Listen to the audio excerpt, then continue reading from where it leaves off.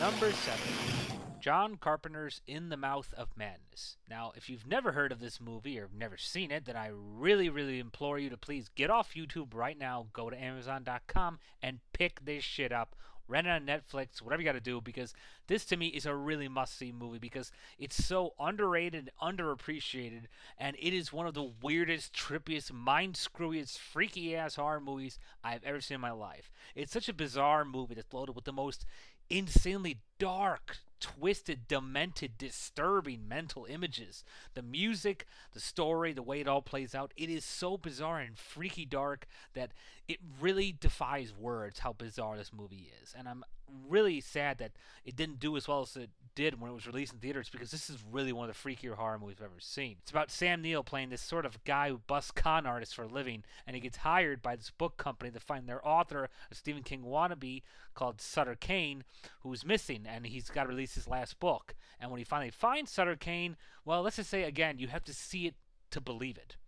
I really like this movie because it was so trippy and bizarre, and the visual imagery and the music of this movie are so dark and demented that it really gives you the chills, and you don't even know why, because you don't even know what the hell you're looking at. And this movie really knows how to blow your mind with surreal imagery, awesome monster effects, and just some of the creepiest pseudo-psycho-psychotic imagery you've ever seen.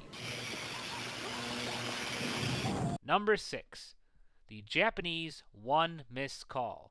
I've heard the remake of America was total dog shit. I haven't seen it at Wano because to me, I'm perfectly satisfied with the version I have here. One Missed Call is a weird kind of Japanese horror movie because it's loaded with much more gore and hardcore violence. Well, it's because it's directed by gore master Takashi Miike, and One Missed Call is such a great movie because it really goes against the grind of usual ghost movies and makes it so much more graphic. It really makes this movie so effective and just such a great film. Not only is the dark imagery, the unique visuals with the ghosts, and the excellent music, but the fact that it's based off something so simple, an everyday thing. I mean, hell, the title alone is genius. It's one missed call. It's something we see on our cell phones, and they turn it into a horror movie. Imagine something you use every day that everyone on the planet pretty much has, and it's turned into a horror icon that scares the living piss out of you. Even the ringtone alone, which is freaky enough, it's amazing to think that a simple ringtone could scare you so much, just like it scares you in this movie.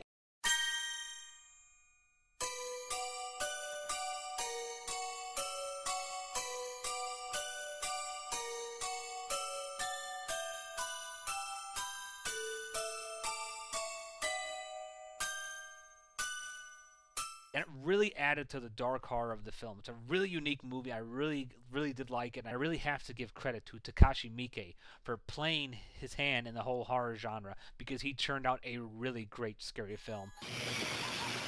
Number 5, Paranormal Activity. Probably one of the best new horror movies to come out in the past couple of years. And what really makes this movie so amazing, and as if you know about it, the budget was kept extremely short. The actors were paid almost nothing.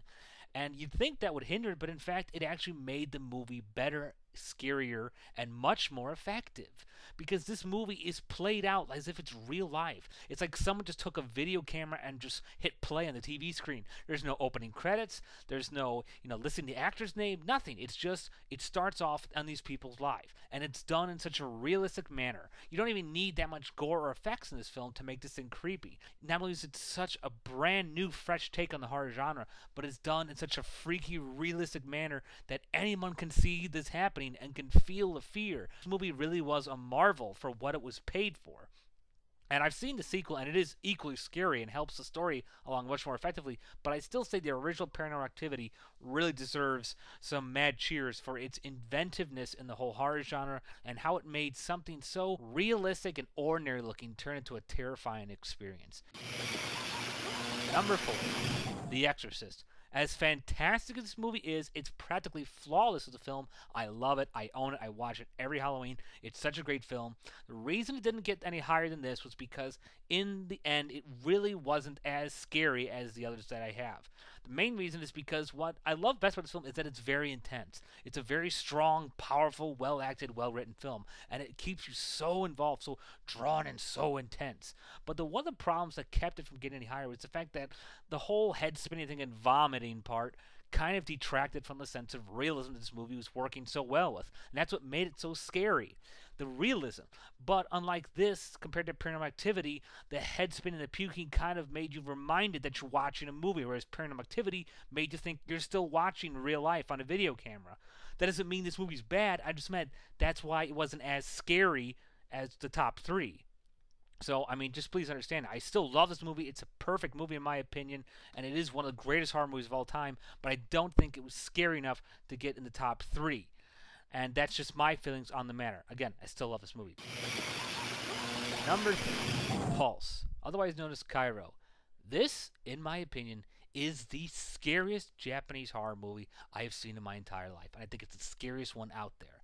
And I'll tell you why. One thing I've learned with horror movies is that when you're watching it at home, you feel safer than you do at a theater, and you don't get scared as much because you know you're in the comfort of your own home. I watched this film at my house, and it scared me shitless. I was amazed at how freaky this movie was, and how absolutely disturbingly subtle it was, all with the simple tricks of sound and visuals. There's almost no music to this film. It's all just weird sounds, and that to me is a big contributing factor in the fear.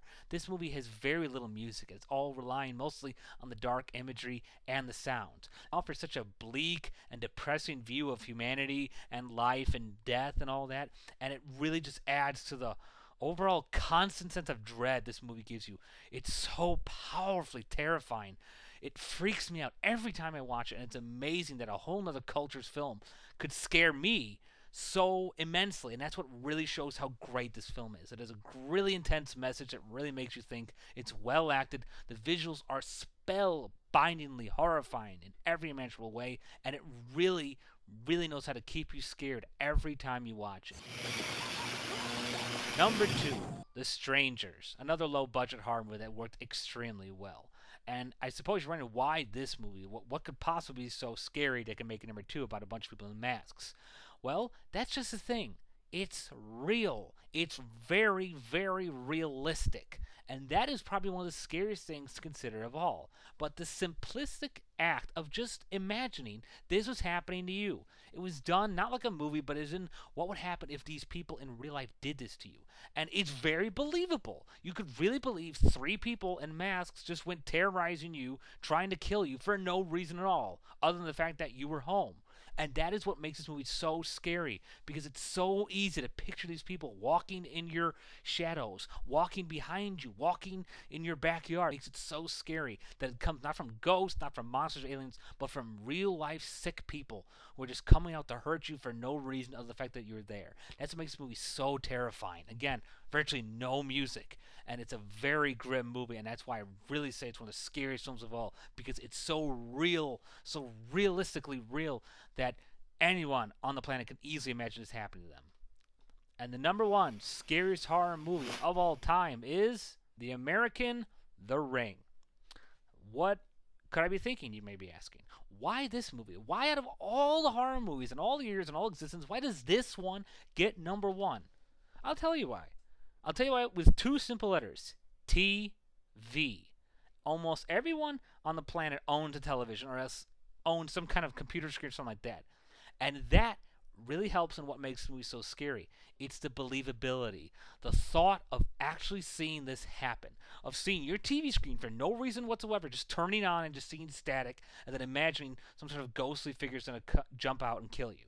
And not only that, but what makes this movie so even more scary is that there's no like strangling or stabbing. It's just fear. It's just scaring the person to death. And again, what made this movie so effective, like with other horror movies, is that the lack of music. The fact that there's just sounds throughout the entire film. Tell when the scare is coming because the music is building it up. This, there isn't anything. It just comes out of you in surprises. It's not even just jump scares. Just a general sense of dread from start to finish. You constantly feel you're in terror or in fear. You feel the chills just from watching this movie because it keeps on building the fear and the dread in your body. That's what makes this movie so scary.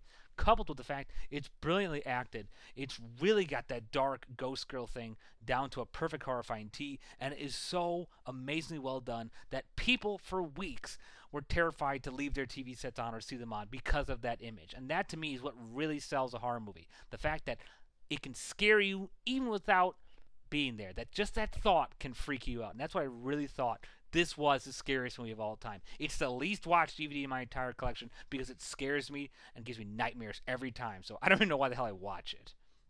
But that's my top 12 scariest horror movies of all time. And if you guys are interested, feel free to offer your own suggestions of what you feel is scariest horror movies of all time down in the comments section. Thank you all for listening. This has been Bionic Sign for my BS list. And goodbye for now.